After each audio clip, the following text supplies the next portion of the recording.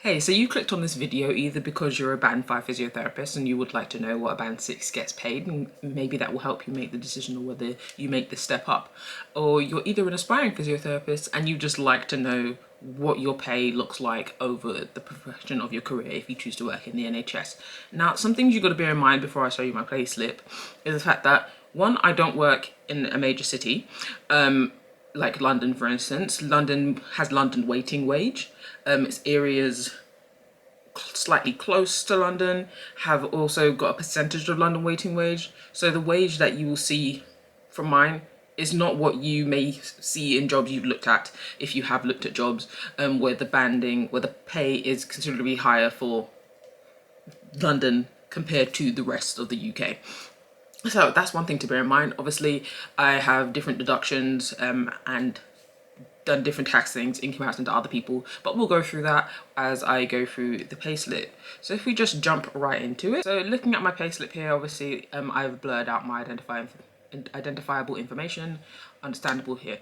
Now, as you can see, my take home, this was from this month that I'm currently filming in, which is the end of February.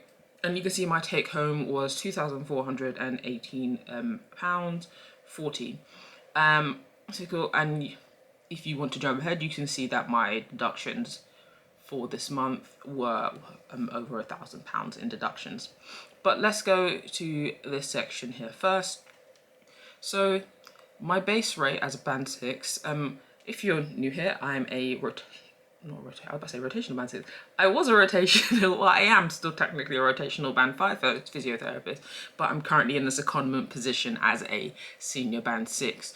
Hence the band 6 facelift. Anyway, so the basic rate is obviously higher than it is for a 5. I'll be open with you the fact that I'm not sure what the basic rate is of a band 5 currently. When I was a band 5, it was before the October pay rise, that 5% pay rise that people received.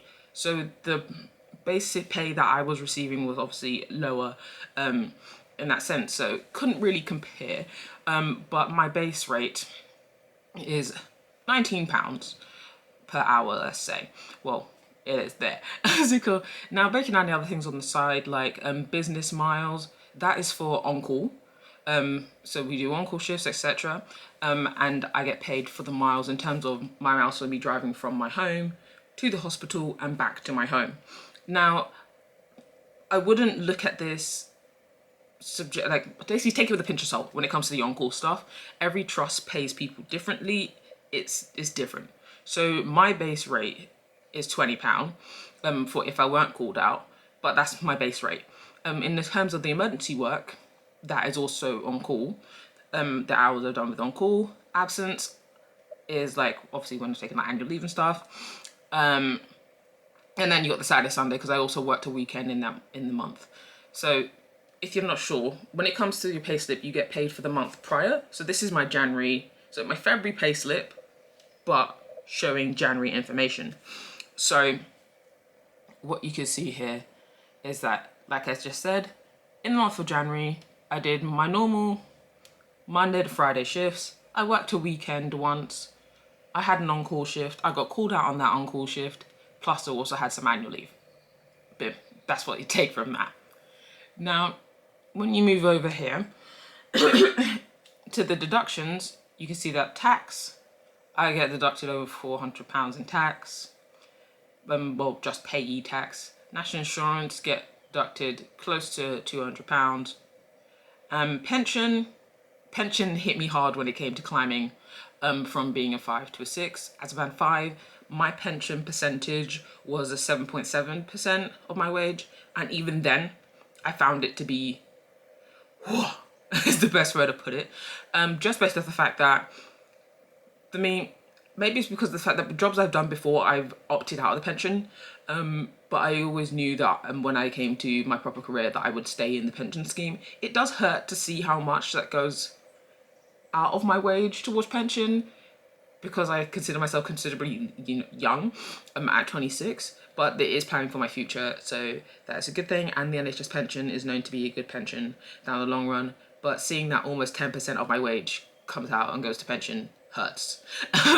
Student finance, I remember as a 5, I was paying around maybe £88, sometimes like £70. It really varied depending on whether I pick up an on-call shift or not. Many months, if I were to show my payslips over a period of time, you would see that it's very rare that I have a month where I haven't either done a weekend or done an on-call shift. Now, reasons for this is because the basic pay just isn't enough. The basic pay, yeah, it doesn't cover everything that you need it to cover, but that's a whole different conversation that we could get into, but we will not right now. But just backtracking a little bit, when I was a band 5, what I used to do, because my basic pay just wasn't cutting it, I would offer myself to do loads of on-call shifts and jump at the chance to do any weekend shifts. Initially, when I jumped from being a 5 to a 6, in that month, because I jumped from a 5 to a 6 in October, the pay slip with the pay rise, it was like weird to look at. But when I compared it and the amount of deductions I received, because of course, if you're going to receive backdated 5% pay rise in 1 month, you're going to be taxed to hell. The pay I took was a shambles, and it kind of felt like there was no difference between a 5 and a 6. Yeah, so it was kind of basically like my pay slip initially when I started this role looked as how it would look if, well, when I was a 5 and I did an on-call that month, did or didn't get called out, and I did a weekend that month, so I was fuming. But lately, when I look at it now, I'm getting taxed less, I would say, because the first couple months were a hard hit, and I feel like this year it's looking more like a band 6 wage. Like, it's feeling like, okay, I can actually see the financial benefits in the changing grade in that sense. But anyway, getting back into it, so the NHS pension takes 9.8% of my wage out, and then student finance takes over 100, just over 100 in student loans out. Now, in terms of, let's go back up and look at like the other little things up here. So as a band 6, my wage is 37,000 a year, and I work standard hours of the 37.5. Now that's either a Monday to Friday or a 7-day week or a 10-day week, etc. But that doesn't matter, but boom, my general hours are 37.5. Lovely. And now my tax code. So you may notice your tax code is different to other tax codes. The reason my tax code is different is based off what I've said in a different video before, where I have claimed to get more money in my personal wage, my personal bucket of money that you get when you get taxed.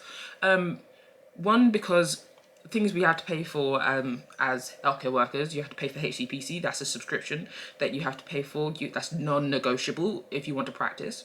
So that's a amount that you have to come out with. I choose to be a CSP member. I'm also a CSP steward. That doesn't mean I have to pay more as a CSP steward, but as a CSP member, I also have to pay the same membership that everybody else pays, which is about £38 now since they've upped it. And that, to be fair, I actually need to go back to HMRC and update my tax code, because that's like an extra £2 I could be getting. I mean, it may not change much, but that's an extra £2 because they've upped that subscription. And you can also get money put back in your personal amount for like washing your uniform. So I did that immediately. If that's something that you're interested in and you want to know how to do that, I will link the video up in the cards, so you can press that and check that out after this video, and I'll also put it down in the description so you can check that out, so you can also know how to get a little bit more in your own personal cut. So going down a bit further, it always hurts me to look at like the total deductions and like see how much it was. Like, oh, this is your payable amount, and I'm like, oh, okay, that actually hurts. There's usually a little bit that tells me let's see, where is that? It's just like, oh, to see the amount of money that comes out actually hurts. Because to think that like, if I didn't have said deductions, I'd be coming home with a decent wage. Not saying I come home with a shite wage. Like, I'm able to pay for what I need to pay for, and not necessarily comfortably as I would like to be. And as I've said, that is a whole different conversation, and this is why people are leaving the NHS. But anyway, this is what my payslip looks like. on a month-to-month basis. As you can see, obviously, if you were to take away on call, when you would take away a weekend, it's not a crazy amount to work with.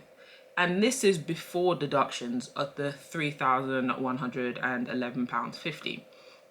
So you can imagine, if I wasn't having all those extra stuff, that if I do quick math, that equate to just over 200, close to £300, the extra money I get. Getting hit with that pension, getting hit with the tax, getting hit with student finance will leave you struggling. Obviously, when it says this is your take home, obviously you take it with a pinch of salt. Everybody has different outgoings.